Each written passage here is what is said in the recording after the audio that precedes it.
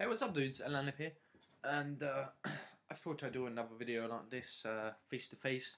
And a lot of you were in impression just because I wear glasses, I'm really geeky and stuff like that. But fair enough, judge away. I really don't mind. If I'm a geek, let me be a geek. It's nothing. It's like, what's the matter about enjoying video games? You know what I'm saying? Love. There should be love only here. But I wanted to do a video about Driver. So now I've pretty much completed it, done everything that I can in the game, and I played online quite a bit as well.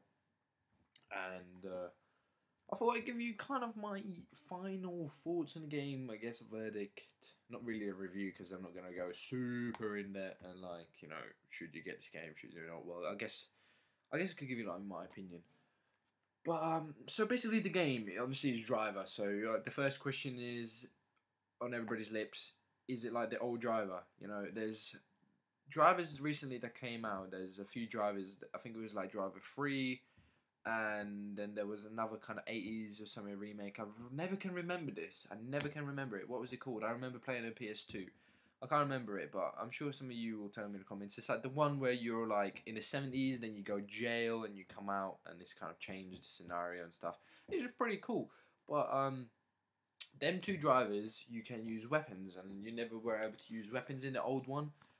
All you could do is just get out of the car, get in a new car, no weapons, no guns. In that one, you get like grenade launchers, guns, and all that. Which is pretty cool. It kind of felt a little bit too much like they were trying to be.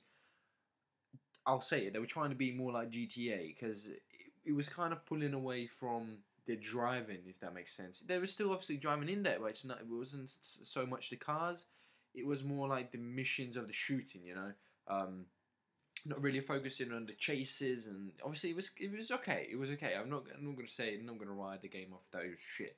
But this one basically kind of goes back to its roots. You can't even get out of this car. So you do, but it's different. It's not like you open the door and you get in a new car. It's kind of like technically you're in a dream, and you can kind of just, okay, I see a car there. Let me shift, which is practically you just kind of get out of your car. Basically, you're like a ghost. Let's say you're like a ghost. You're like a ghost. You get out of your car and you can select a new car and enter that car, which is pretty cool in a way.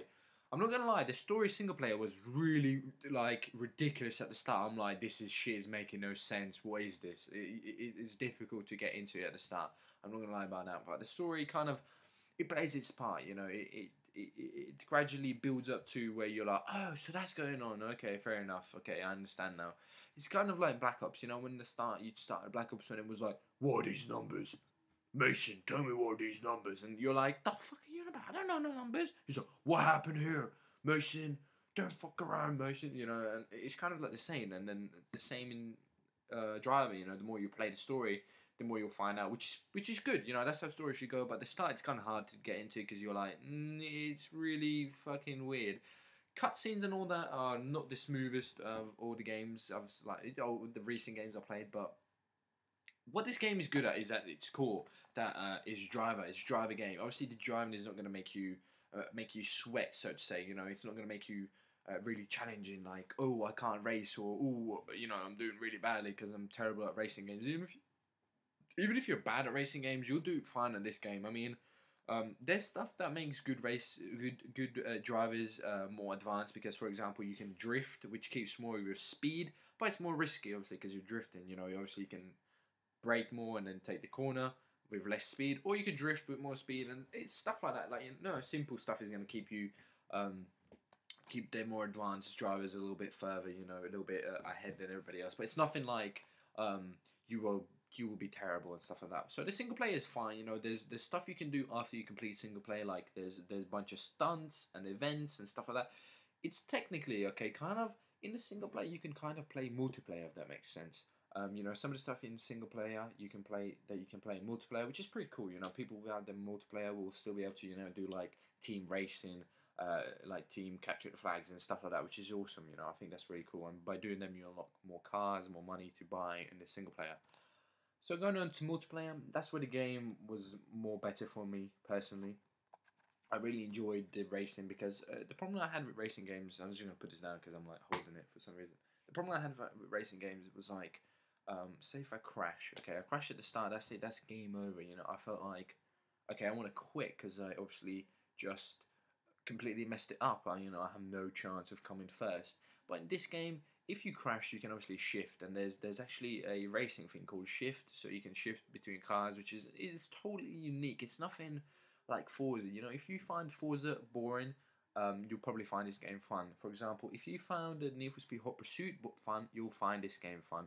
Um, so the final kind of verdict, I guess, verdict, no, some bad English, but that's cool. I'm not English anyway. So final verdict, I guess, verdict. Keep saying it. On the game, should you get it or should you not get it? Personally, I didn't buy it. I've only rented it out in Blockbusters, and to be honest, I think that was a good choice. Personally, you know, I did enjoy the game. I did enjoy the multiplayer, but I didn't enjoy it enough to spend £40 on it or whatever, how much money wherever you live into. I didn't feel like the game had enough. There's a lot of better games coming out this September than Driver, for example. One is Gears of War 3. I'm saving up my money for that. But as far as the game goes, it's good. It's good. It's a good fun racing game, and I would probably recommend it renting out, or if you have the money, you really like. I have the money, I don't mind spending it. Get the game. But if you're like not really a Driver fan and you never played Driver before, I just recommend renting it. But thanks for watching, guys. Hope you enjoyed the video, and give me the thumbs up, give me your thumbs, and I will see you in the next video. So take care.